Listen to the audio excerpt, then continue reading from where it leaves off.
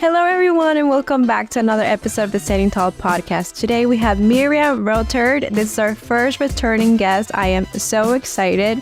So if you remember or you haven't watched the episode of her first episode with us yet, Miriam shared with us how she started modeling as a 5'4" petite model in Germany, her experience in Miss Universe, and a bit of her international experience in London and Cape Town. In today's episode, I'm planning on touching base with Miriam about her experience being in Germany's Next Top Model. What a dream. Discuss more of her insights in modeling in terms of modeling in different countries, as well as walking the runway. Hi, Miriam. Thank you so much for being with us today again. I am super happy. Thanks for inviting me. Oh, I'm so happy that we're doing this again. And it's so crazy because we did that episode in 2020 and so much has happened and there's so many things we need to be talking about today. So let's get started. I am so curious about your experience being in Germany's Next Top Model. I want to know, how did you even think of applying? Was there a height requirement? How was the whole process? Because we obviously only see certain parts of the show. So I want to know, how was it? I think you can't see it in the US, or do you have something like a translation that you could watch it? I actually don't know. I don't think they would show it in the US, honestly, unless you look it up online, maybe. Yeah. Okay. So Germany's Next Top Model, I think it's a franchise from America's Next Top Model. I think America's Next Top Model was the first one. And then at some point, I think 17 or 18 years ago, Heidi Klum decided to do it in Germany. And since then, she did the show very successfully. Still, it's a very successful show. But as you said, they have a high requirement. Well, they had it until my season. I was the first season where they said it's okay if you're not so tall. Wow. It's okay if you, if you don't look like a typical 90s runway model, they accept it.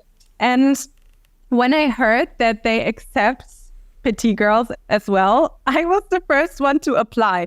I applied years before, but just for fun with a friend of mine. We saw there's a casting in Berlin and we thought, well, why not going and let's see what happens. But obviously they took us and I was too short anyways at that time for Germany's Next Top Model. And then I heard, okay, there's no height requirement. So I decided to apply right away. And in Germany, I don't know how it is or was in the US, but in Germany, it's like it's an online form that you need to fill. So you need to talk about yourself. You need to say, what have you done? What are your hobbies? What is your character? You need to share many information. And then you need to share pictures. You need to share a video where you also talk about yourself. And then they decide if they want to invite you to the casting. So the first round is always online. I made it through this one. I got invited to the casting, and then at the casting, there are still hundreds of girls.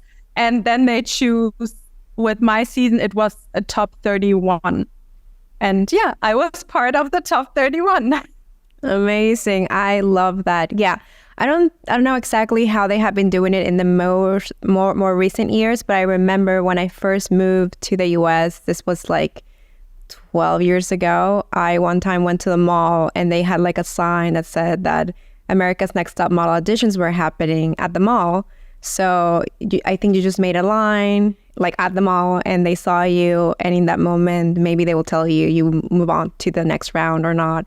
But I would assume it's the same thing as there's this other really popular singers show. I can't remember right now what's the name of it, but it's like kind of like the X Factor, but it's another name. I can remember. We have Voice of Germany as well, but I don't know if it's the same in the US. No, it's not that one. But anyways, regardless, it doesn't matter. But I know that in that show, you see, I think, like 1 or 2 rounds on TV. But before those rounds, they did like 1 or 2 more rounds, like off screen. So yeah, that's interesting. That's like the same thing. You have to go through a few rounds in order to make it to the actual like show that you see. And with my season, it was Corona times. So when it was COVID, you couldn't just have many people at one place. That's why they did online first anyways and cut it down to the other casting, but this was still not on TV. And then if you made it through this casting, still there were maybe 200 made it through the personal casting, but then they still had to get it down to 31 people. So there was 3 rounds in total as well that you need to survive to get on TV. Yep. Yeah. So that's how I imagine it would be. But, you would never know if you talk to people that actually have done shows, because the only reason why I know is because American Idol, that's the name of the show. There's someone I know from American Idol that tried to participate in American Idol, and she told me there are rounds before you can even make it to the rounds on the show. Yeah. So it's a whole process that people don't see. But True. How was your experience in the show? I didn't watch it, but I remember how it used to be. Like, there were challenges and you had to do the photo shoots. Like, how was that? Well, let's say Germany's Next Top Model, I think, as well as every modeling TV show, it's not about the model world. So it's really about the entertainment factor and to go through challenges. So yes, we had to go through challenges. These challenges are not really close to the real model life. It's just for the entertainment factor. Mm-hmm. And I think the first show was super easy. We just had to do the runway. And then there was Mugler and Heidi Klum deciding who make it to, I think, the top 25. And the only challenge you had was walking the runway, which is not really a challenge. We had to go down the stairs. Yes, some fell down, but it wasn't a real challenge. And then if you made it through this one, the second shooting was a shooting with dogs, and you had rollerblades on. So okay. You had dogs who were very wild. That was a challenge because obviously they would never listen to you. Yeah. And you had those rollerblades and you needed to look good as well. So this was the second challenge. We had a shooting in the height. The girls needed to dance. So we needed to do several things to survive. And of course, they tried to make it even more challenging. For example, the round where I went out, where they said, okay, your time is up. We had dresses, and some of the girls had super long dresses and high heels. So obviously also some fell down. So they always try to make it a bit more challenging so that it's interesting for the people who watch. Yeah, I can see that. And you're right. When it comes to reality TV, it's more about the drama and entertainment than how things really are. That's really fun. So even though you did not make it, in terms of like winning the show, do you think that the show helped you in your career in any way? It either in terms of like meeting someone or getting some type of notoriety, or I don't know, anything that you think that the show helped at all? Regarding only my modeling career, if we watch my modeling career, I have to say not really. Okay. Only, of course, you get press and people know you, and now you're interesting and you get follower. So, of course, that helps your modeling career as well. But I was already modeling very successfully in Europe before I went to Germany's Next Top Model. So I have the perfect comparison between my career before Germany's Next Top Model and my career after Germany's Next Top And modeling-wise, nothing really happened. So it was a great experience. I would always do it again. And I think, as I said, regarding press or regarding contacts, your network, people that you now know, people that know you now, it's amazing. Social media as well. But just regarding the modeling career, clients don't really matter in Europe. So I remember when I said to my London model agency that I'm part of Germany's Next Top Model, they said, well done. Have a great time. And that's it. They never ever asked again, how was it? And nice that you're part of Germany's Next Top Model. They couldn't care less. It was for them just nothing special. Yeah. And I remember one of my clients that I had before, she even wrote me on Instagram and said, Miriam, why are you doing this? You're already a successful model. Don't go to a trash TV show. I can't understand. So she wrote me on Instagram. So I honestly need to say regarding my modeling career, the feedback from people out of the industry was more negative than it was super, super positive. Wow. So, yeah. I don't know. It was fun. I loved it, but that is so crazy because I mean, I don't know how other people see it, but I feel like if you're a model and you grew up watching the show, just being the show is so cool, regardless of what's going to happen, you know, regardless if you win it or not. Like, I think just, I don't know, I think it would be so fun, you know, to be part of it. And but it's very interesting that you said that it really didn't change your career at all, because you would think, you know, sometimes I feel like people think like, oh, if I'm in this reality TV show, even other type of reality TV shows, I'm going to become famous and that fame is going to help me with being an actor or being a model. And I guess that's not always. I mean, it can help, but it depends on yourself to make something out of it. Yeah. It's not a boost for a modeling career, because you don't sit there on a table with Heidi Klum and she's telling you how you can be a successful model.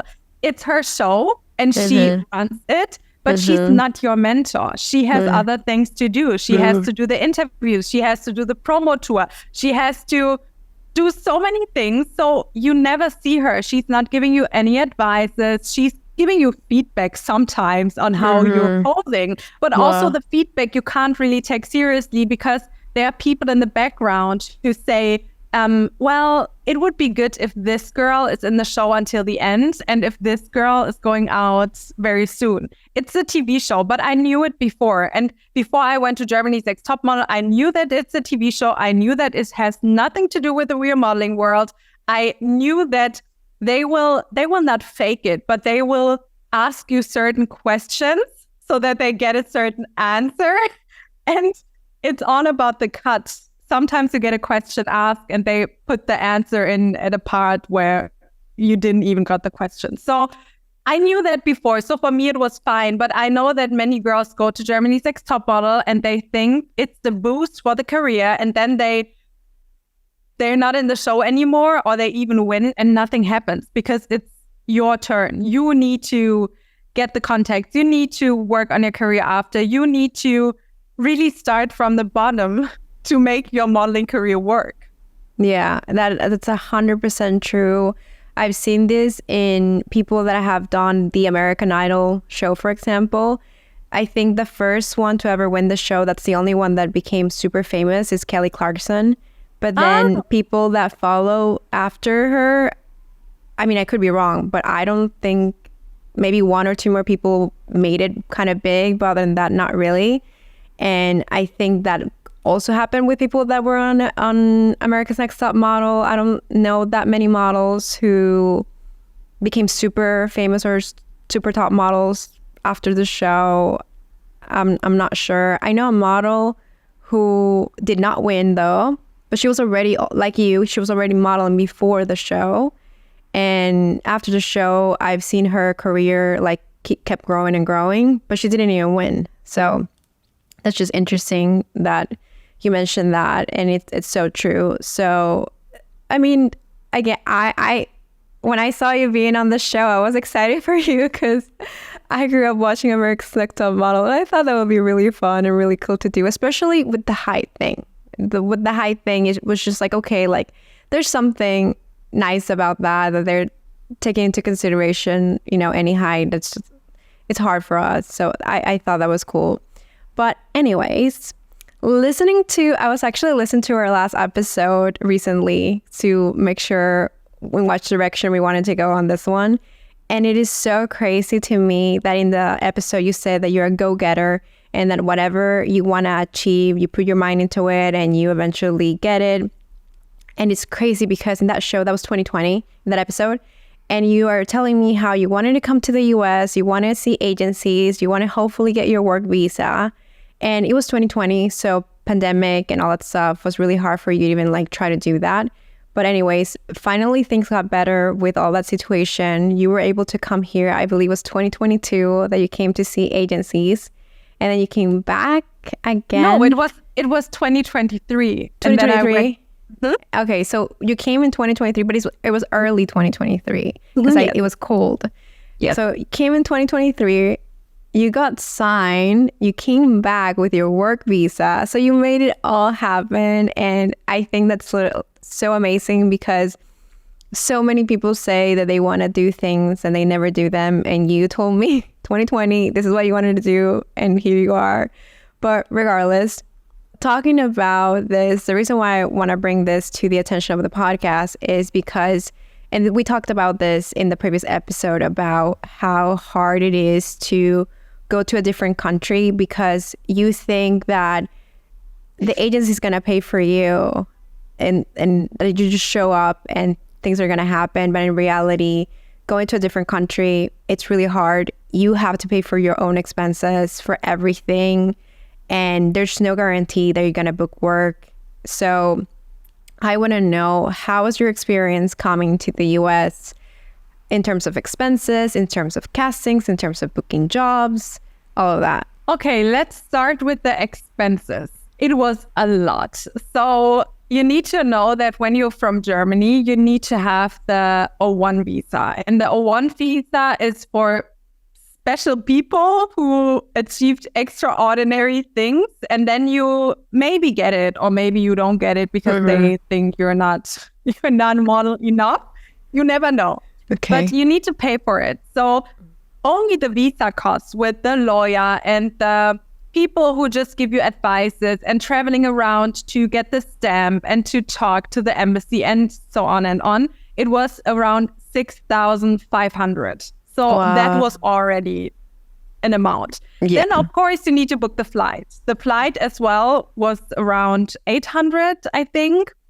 And then you need to have the apartment.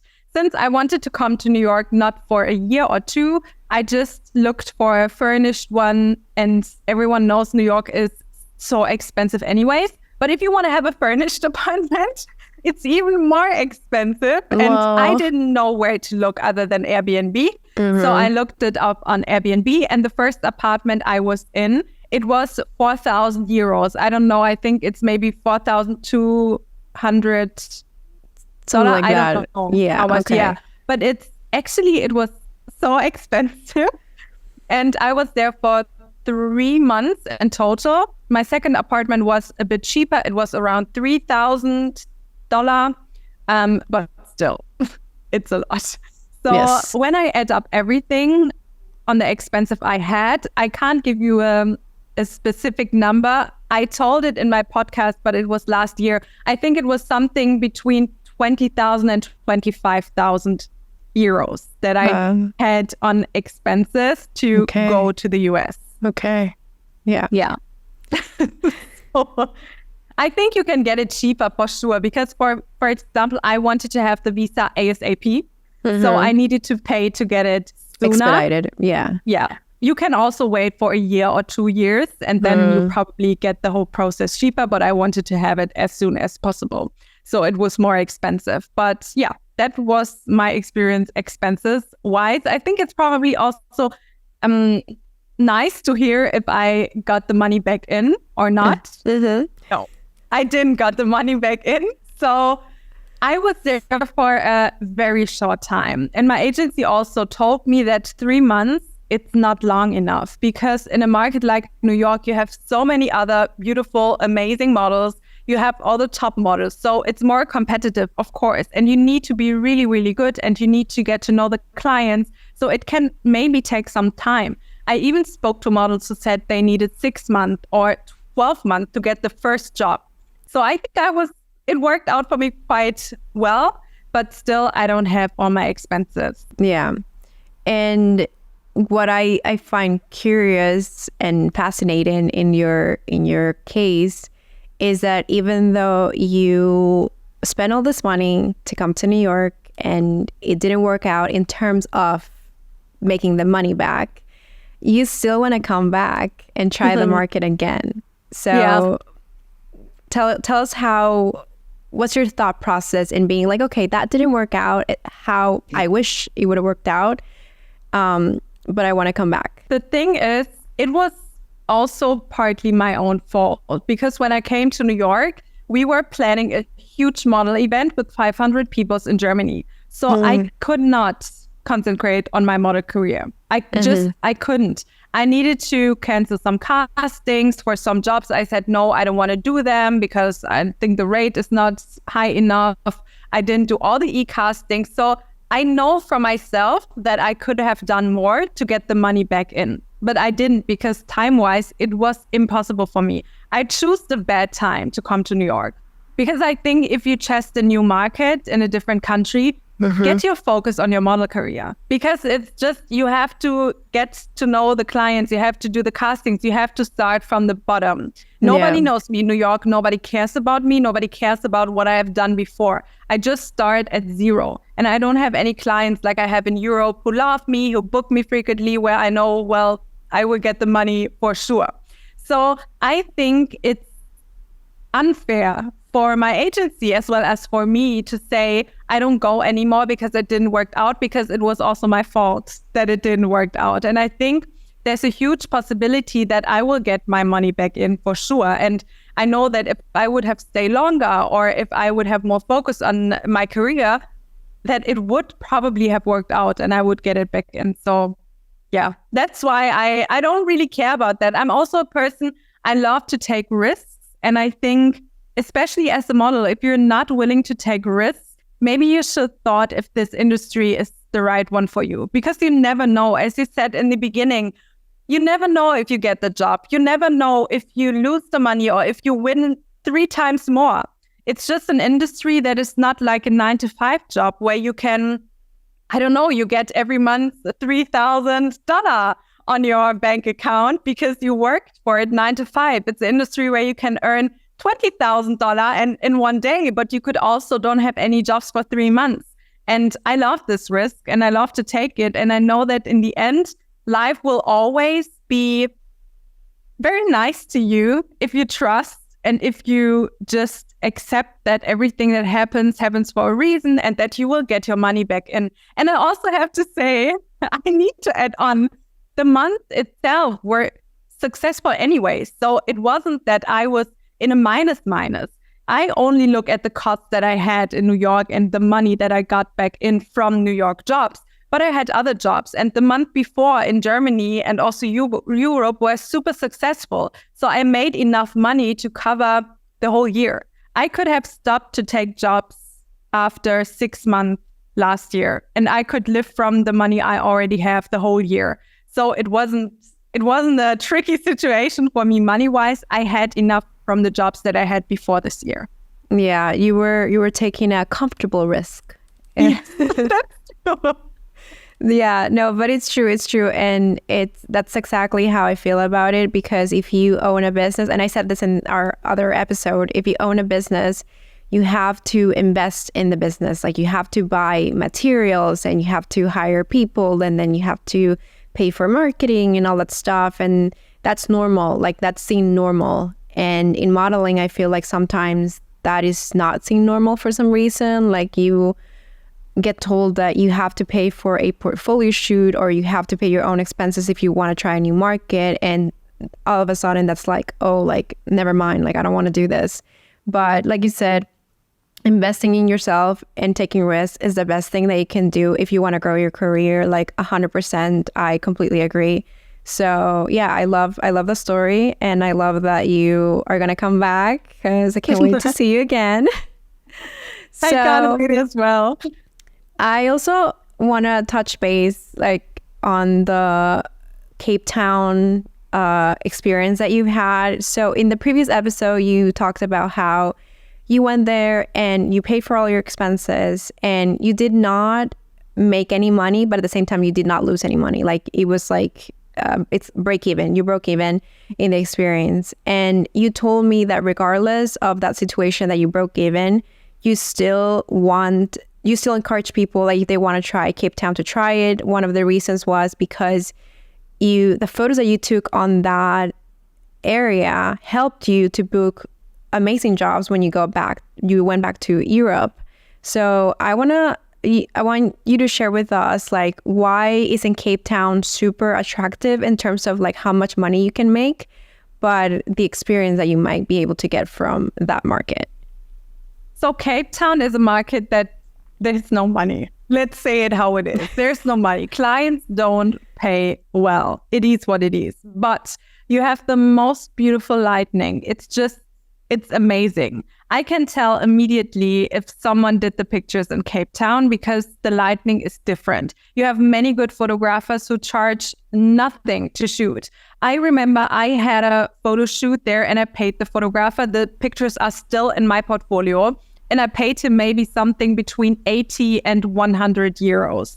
Wow. So it's nothing. And compared to good photographers in Germany or in Europe, you pay 7 or 8 times more. So it was worth it, or it would be worth it for every model regarding the portfolio, because you will get the most beautiful pictures, which will get you jobs for sure in the future. And also, I think it's not always about making money, because when I was in Cape Town, I needed the experience. I just went out of my studies, so I finished my Bachelor of Arts, and I wanted to do this job full time. So I needed to get more experience. I wanted to have a better portfolio. I wanted to perform better at castings. And I think Cape Town is a great place because you have so many castings and you have many great clients. So German clients are there, many car brands are there. You have lingerie and swimwear brands. They shoot so many campaigns there and you are able to do the castings. And even if you don't book the job, you learn something for your career. And that's why I think maybe if you're a super, super good model and you already have many jobs, maybe it's not the first place that I would recommend to go. But if you're at a point at your career where you say, there's a lot of improvement that I could do, and I don't know how to get this improvement, try Cape Town. I think it's a great experience. I also found fascinating when we were talking about our own experiences in modeling, why Paris is actually not a super attractive market for you. And I want you to share it with us. Why is that? Because, Paris sounds so cool to model in. It is a great place and the rates are very high, but the expenses you have there are also very high. Some agencies take off 70% from your rate because you have to pay taxes there. You have to pay a lot of modeling agency fees. So the fees there in general are just higher than in other countries. And that's why at the end, I have a friend and she did a very big campaign, but 70% from the rate she should have went off. And even if you book a job where you get 10,000 and 70% goes off, okay, yeah, 3,000 is a lot of money, but not when you expected 10,000. So I love Paris and maybe I'll try it out within this year or next year just to have an agency there. But I'm aware that you need to get the big campaigns so that it's worth it. Otherwise, you have too many expenses. And I think 70% of the rate you should have, it's just too much. It is too much. Honestly, when you told me, I was just so shocked. And just for everybody that's listening to the podcast and doesn't know about agency fees and their commission and everything, the norm, at least here in the US, is usually 20%. There are even agencies that take even less, like 10%, 15%. So that's like what I'm used to. And hearing that in Paris, in France, it's 70%, that is a lot of money for your work. So like you said, maybe if you're booking really, really big jobs, it might be worth it. But again, sometimes you might just want to do it for the experience and that might help you with something else in the future. So yeah, if you want to try Paris, want to try France, go ahead. So what other countries have you worked in and how was that experience? So we talked already about London, we talked about the US, we talked about Cape Town. What other countries? How's experience in terms of work, expenses? I am currently in Barcelona and I love Barcelona, but I think the modeling market here is not the best. I feel like in Germany, when we talk about Europe, I would say Germany is one of the best and strongest model markets you have because they're great clients and the rates are good. Here in Barcelona, the general rate is not so good. And most of the time, you don't get the buyout for sure. It's an option. You could get it, but if they decide to not show you, you don't get it. In Germany, I would say 97% of the jobs, you always get the buyouts. Even if the client decided after it, no, we don't want to show you, then it's the problem of the client, not yours. So you will get your buyout for sure. And that's something I don't really like here in Barcelona. I think if you're super tall and super skinny, it's a great market because clients like Zara or Mango or Bershka, they book the high fashion models. They don't want to support petite. So you can make a lot of money. I know that those clients, they pay amazing. But since no online shop, not even one, except petite, they don't have petite brands, they don't have petite collections, you can't really do e-com. You could do lingerie or beauty, but it's not paying. So I don't accept any jobs in this direction because the rate is so bad that I say, sorry guys, I'm not going to do it. And what pays okay is, for example, jewelry. That pays okay. All the jobs I had here in Barcelona were jewelry or accessorized jobs, which you can do it, but it's still not the best. Or I could do commercials, but then I have to live with a 600 euros rate for a day and the option of the buyout or no option of the buyout. So yeah, Barcelona is a market where I'm currently in, but it's not my most favorite market, to be honest. Just to clarify for also the people that are listening and don't understand what we're talking about, the buyout situation and how you're like doing a day rate for $600.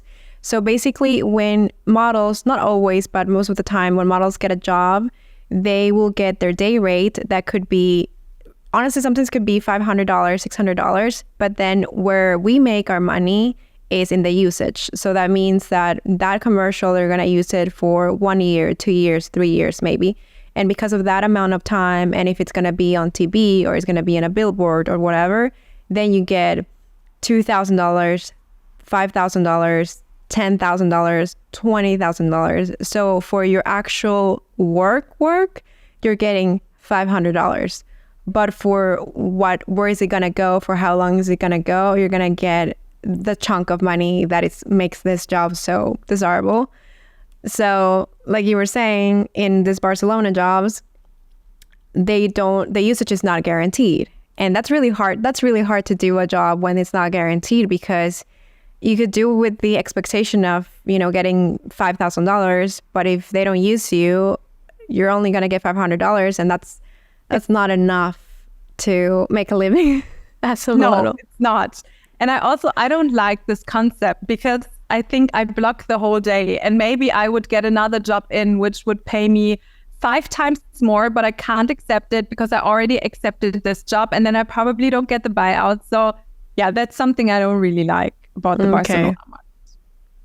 So other than that, I had many jobs in different countries, but I never were there for a longer time. It was more the client said, for example, we want to have you in France, we want to have you in Poland, and then you fly there for a couple of days, but then you fly back as well. Okay, so it's just like in and out. Yeah.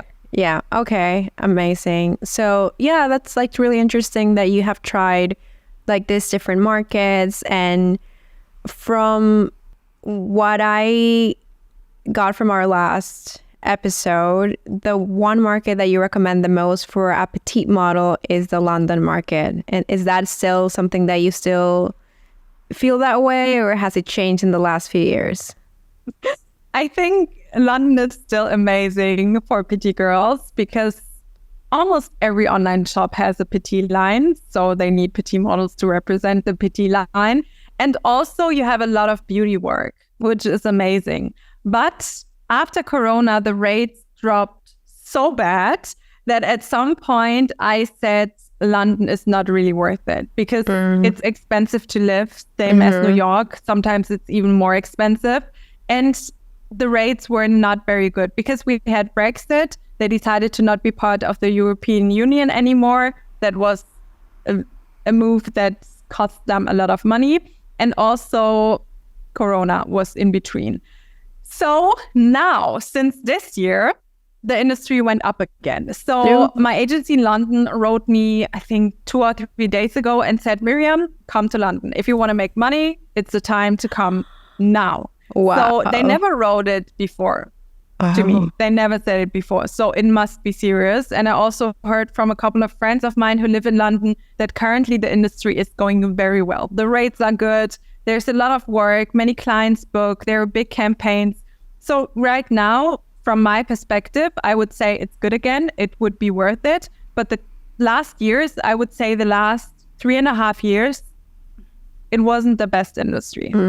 Okay. Wow, that's amazing. I'm so glad it went back up. That is such a good, that's Finally, a good news. after 3.5 years. Wow, so much changed since, our last episode, but we're back. It's all good. And now that we have talked about your international experience and everything, I want to talk about your runway show. So I recently saw the pictures and your walk that you did. I want to know more. Where was it? How did it happen? How was the whole experience walking the runway? So this designer, her name is Rebecca, and she is a designer from Austria. And she always comes every year 2 times for the Berlin Fashion Week, because we have in Germany, we have the Berlin Fashion Week. That's the most popular one. And most of the designer, if they want to go to a fashion week in Germany, they go to the Berlin Fashion Week. And she booked me already 2 times before. She booked me, I think, in 2022 2 times. And I worked for her as well. And then the other years, I couldn't be at the fashion week because I was in the US, so I couldn't do it. And this year, finally, I was back in Germany and she booked me again. And that was quite a funny story, because the first time she booked me, I couldn't believe it. Because at the Berlin Fashion Week, you only see tall models. It's still the same. They don't support, as in any other really high fashion industry jobs, they don't support petite. And when my agency wrote me and said, yeah, Rebecca would like you to walk for her fashion show, I said to them, are you sure? Because probably she didn't saw my height. I had that before, that clients forgot to look at my height. And then they were like, you're too short. We can't. Like, never mind. Yeah. So I wrote my agency and I was like, guys, did she saw my height? And they said, yes. And she would absolutely love to have you as just one petite model. She don't want to have more, but she would like to book you.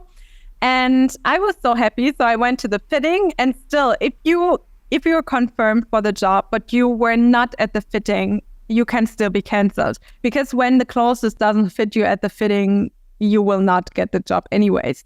So I went to the fitting, and the outfits she wanted me to wear fitted perfectly.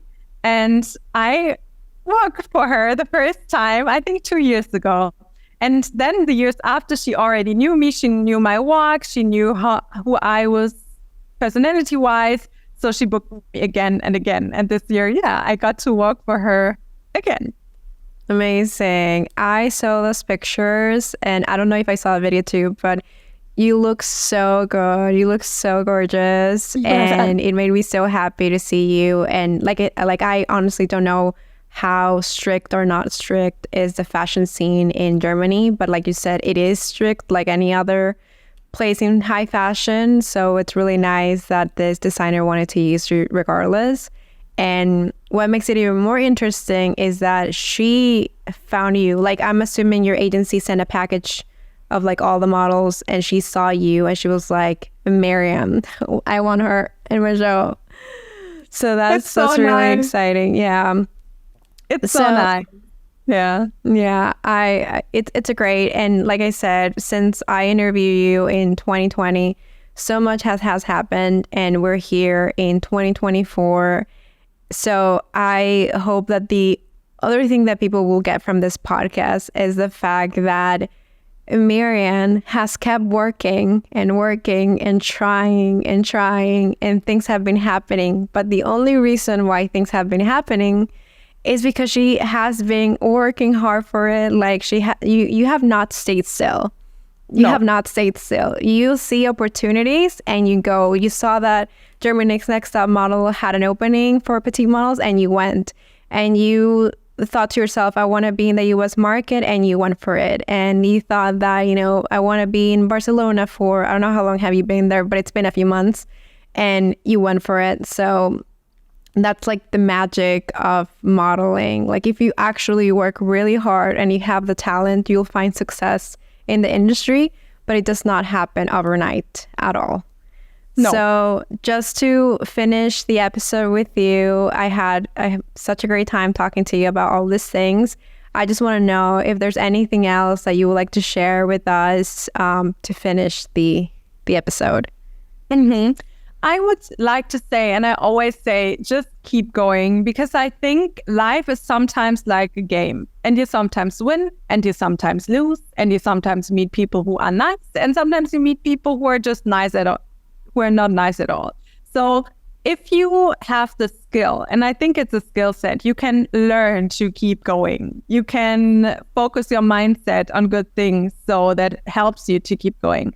But if you keep going, and if you're willing to learn and to get better and to work on yourself and your portfolio, and if you're also willing to not get yourself down from any people who are not so nice, and yes, we have them in the industry, and you need to work with it and you need to accept it, then you will be successful at some point. Some models, they need maybe 1 year, some models need 2 years, some models need 10 years, some models need 20 years. But if you're willing to take the time it takes to be successful, you will be in the end. So yeah, keep going and keep learning and keep to be very ambitious so that you will reach your goals. All right, you guys heard her. That's the magic, that's the trick, that's the secret sauce. Thank you so much, Miriam, for being again on the Standing Tall podcast. And also, thank you so much, everyone, for listening and watching another episode. I'll see you and I'll talk to you guys on the next one. Bye. Bye.